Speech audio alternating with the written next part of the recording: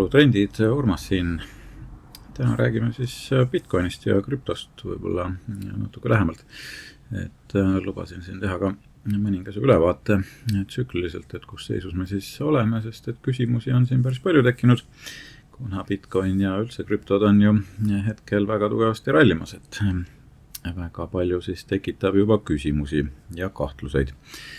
Mis siin ikka, selles mõttes on väga ilusa ralliga olnud tegu ja peaaegu, et 100 000 on nüüd ühe Bitcoini hinnaks ju välja kujunenud. Et selline psühholoogiline tase on praegu saavutatud ja hind on veidi konsolideeruma hakanud.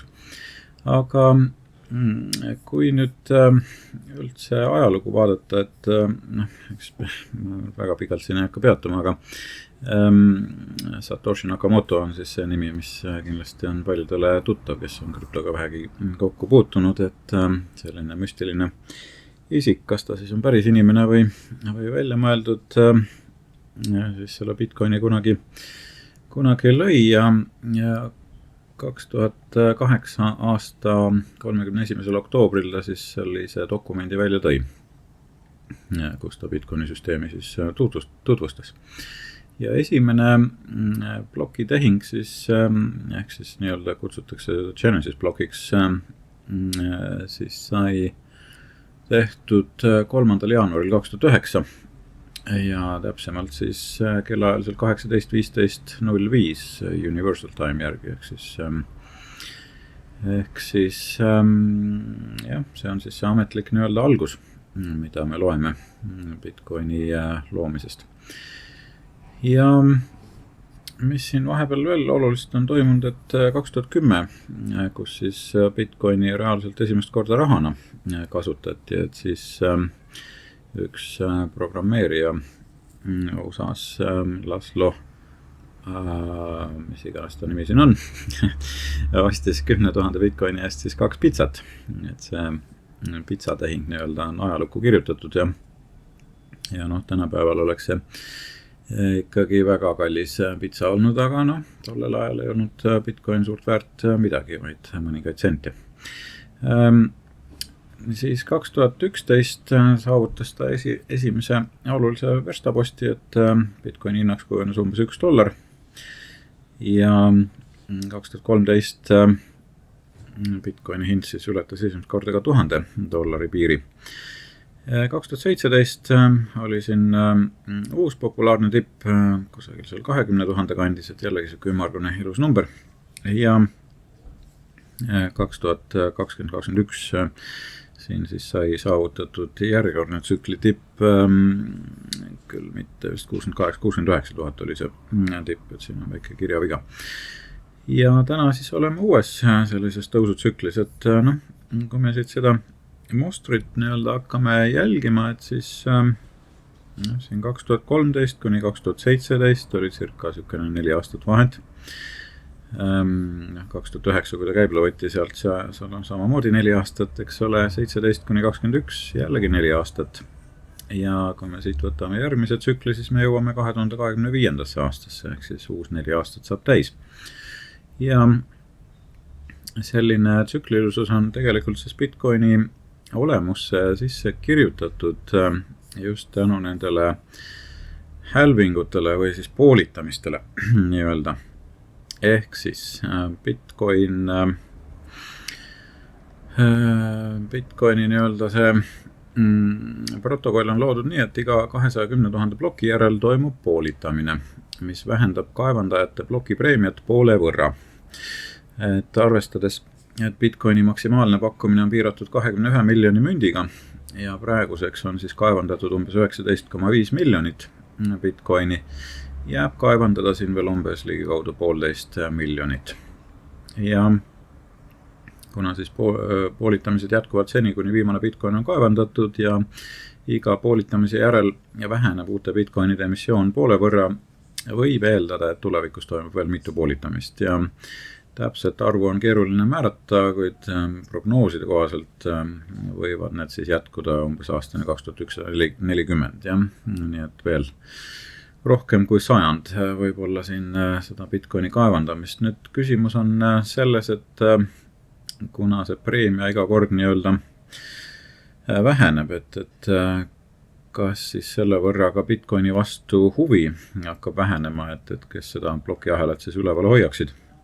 Et ühel hetkel on lihtsalt oht, et see nii-öelda detsentraliseeritud mudel hakkab koonduma kusagile tsentraalselt suuremate ettevõtete või organisatsioonide juurde, kellel on nii-öelda tulusam seda kaevandada või siis nende kulud on madalamad ja võib-olla jaekaevandajad ei suuda siis enam konkureerida. Et selline on see oht, et see detsentraliseeritus võib ühel hetkel lihtsalt hakata kaduma. Aga kui nüüd siin mõelda, et kus oli see viimane poolitamine, siis see oli meil selle aasta aprillis. Ja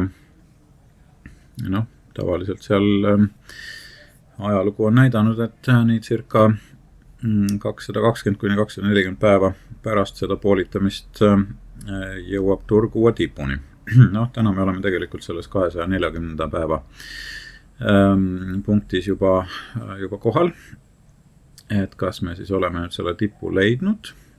Võimalik, et oleme. Et võimalik ka, et meil on veel circa kuu minna siin, et natuke väikest vahepeatust teha. Et miks ma seda ütlen, on see, et selle tsüklilisuse järgi me peaksime ju uue tipu leidma siis järgmisel aastal, eks ole, kui me seda 4-aastast tsüklit siin silmas peame. Ja siin on mul väikene niisugune arvutusmudel ka tehtud, et kui me arvestame seda, kus on meil need poolitumise aastad, ehk siis järgmine poolitumine toimub 2028, ja kus on siis tipp saavutatud peale seda poolitamist tavaliselt siis aasta pärast seda poolitamise toimumist.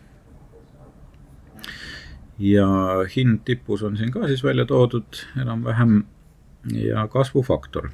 Nüüd see kasvufaktor on väga oluliselt kahanenud, sellepärast et loomulikult hinnad on üsna kosmiliseks juba läinud. Aga senikaua, kuni see kasvufaktor püsib siin pealpool ühte, on siiski lootus, et see kasv saab olema positiivne.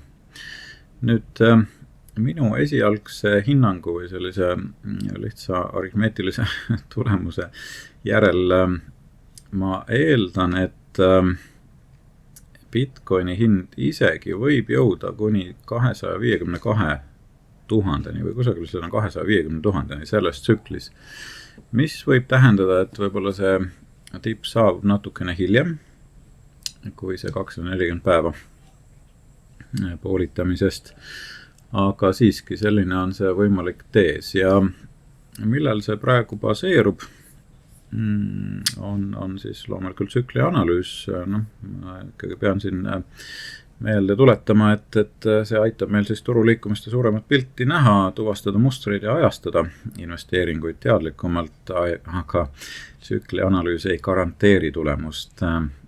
Seega see annab küll eelise, aga seda tuleb siin teiste meetoditega kombineerida, nii et peame seda siis meeles.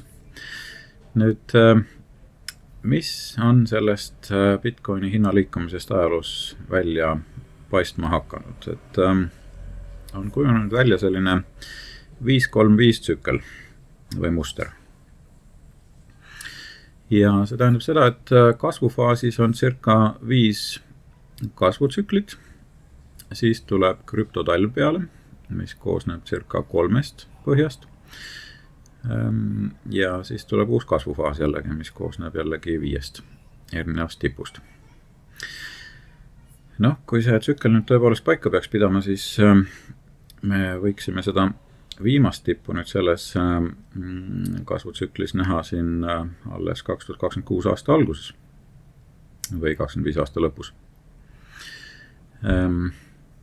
Siis me oleme muidugi poolitamisest juba üsna kaugele ära läinud, aga see on täiesti võimalik muster, sest et nii ta on minevikus ka enam toiminud. Ja seejärel peaks tulema siis 3 tsükliline jällegi langusfaas.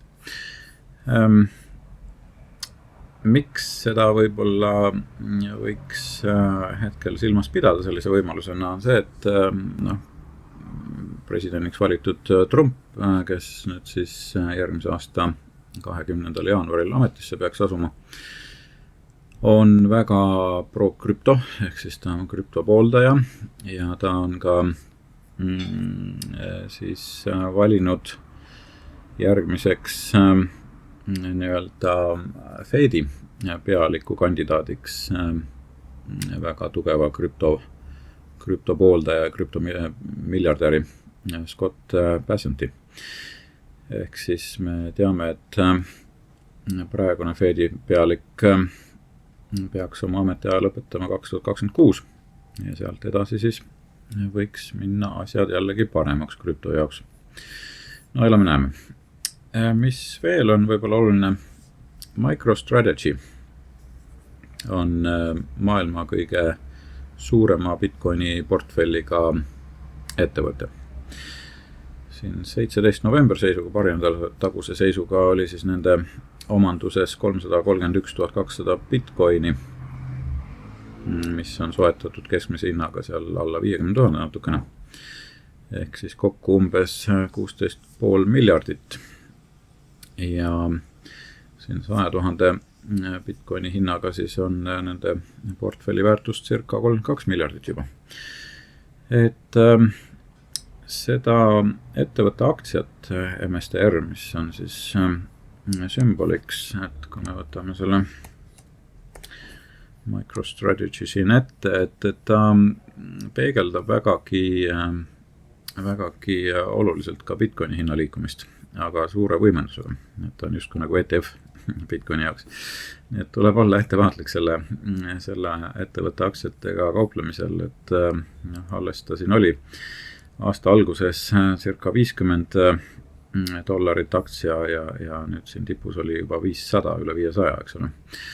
Et väga sellise volatiilse aktsiaga on tegemist. Aga siiski, ta on üks olulisemaid mängijaid ka. Et kui Bitcoiniga otseselt ei saa kaubelda, siis see on üks võimalik selliseid proxy aktsiaid, mida võib-olla kaaluda. Ja loomulikult iga asjaga on oma risk ja selliste liikumiste juures, nagu me siin näeme, krüptoturgudel on need riskid üsna suured. Selles mõttes tuleb olla sellest teadlik ja mitte väga kõrgeid riske enda jaoks ikkagi võtta, et see on peamine. Bitcoin ise, mis ta siin meil oli, siis circa siin aasta alguses oli seal circa 41 000 peal ja nüüd siis pea 100 000 ligi, eks ole. Nii et jah, Bitcoini nii oluliselt ei ole kasvanud kui MicroStrategy, nii et selles mõttes on täiesti aru saada, miks osad inimesed eelistavad siis seda. Sellised mõtted ja tulles tagasi siia, siis mul on tehtud ka MicroStrategy peale siin võimalik tsüklianalüüs ja mida see meile näitab, on see, et me võib-olla leiame siin tipu nüüd detsembrikuus, siis tuleb võib-olla selline esimene või järgmine korrektuurifaas sisse. Järgmine tsükli tipp võiks saabuda siin kusagil mai-juuni, siis on jällegi kerge hingetõmme ja selle kasvutsükli siis viimane tipp võiks saabuda seal kusagil detsember või isegi jaanuar 2026, detsember 25 või jaanuar 26, jah. Et seda näitab siis MicroStrategy aktsia hinnale tehtud analüüs. Ja retail muidugi on ka päris kõvasti siin MicroStrategy's raha sisse pumbanud, et siin üle 40 miljoni nagu näha, et see kasv on päris tugev olnud. Nüüd, kui me vaatame siin astroloogilisi aspekte, siis jah, ka see võib-olla viitab, et ehk me veame siin selle tõusuga välja kuni isegi aasta lõpuni, et siin läheb natuke tõsisemaks juba siis aasta esimestel kuudel, et siis hakkab ka vingeid sisse tulema Bitcoinile. Nii et sellised mõtted võib-olla, mis siis Bitcoini ja Bitcoini hinna liikumist puudutavad, et siin jah, peame siis meeles, et järgmised pooldumised on siis 2028 ja 2032. iseenesest, kui see kasvufaktori kasv on lineaarne, siis aastaks 2032 me jõuame juba alla 1 selle kasvufaktoriga, mis tähendab, et tegelikult Bitcoin on oma tipu leidnud mõneks ajaks. Aga kui see hakkab nüüd vaikselt siin tasakaalustama, et siis võib juhtuda, et ka Bitcoin jätkab vaikselt kasvu, aga mitte enam sellises tempos, nagu ta on esimeste tsüklitega loomulikult teinud, kus hind oli väga marginaalne. Nii et aga siiski, me näeme siin päris olulisi kasvufaktoreid, mis nagu me nägime, siis võib viia meid lausa veerand miljoni või isegi $500 000 dollarini ühe Bitcoini eest. Nii et elame-näeme, kuhu see Bitcoini maailm meid siis välja viib. Aga jah, sellised tähelepanekud siis minu poolt. Ma loodan, et sellest on abi ja loodetavasti keegi teist siis väga suuri riske ei võta ja kõrvetada ei saa. Et peame siis ka neid tsükli võimalikke liikumisi meeles. Mina ka tänan, soovin teile edukat kauplemist ja kohtume taas. Kõike head!